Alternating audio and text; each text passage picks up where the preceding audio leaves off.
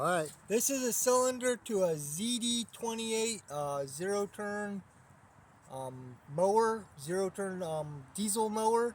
And this is the hydraulic cylinder that lifts the deck.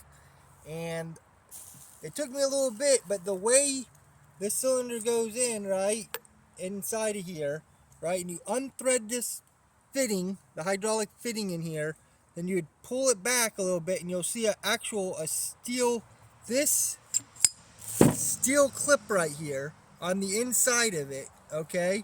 And you catch the little edge, right, on the inside of here, right? You'll take your flathead and stick it in there and catch the little edge of it, and then force down on that cylinder until you pop the clip upwards, right? Then you back it off a little bit and you run this in a circle, right, until you get this clip, this little C-clip. You can see the gap in it, until you get the C-clip in this machine notch right here.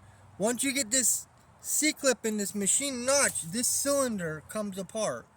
And then to get it back together, as far as I haven't got the seals for it, but then you take that, then you take your flathead and you would pry your clip back onto your groove, and then from there you'd have your cylinder back together and apart. And that is how a ZD cylinder comes apart, because they want like $350 for this cylinder, and these parts are probably around $25, and pretty easy overall if you could get the proper correct parts just to replace them so your cylinder no longer leaks. And I mean, it's pretty easy fix if you know how to take it apart. I couldn't find any information about how to take this cylinder apart, and I had to figure it out. I even called up a hydraulic shop and they couldn't exactly explain to me.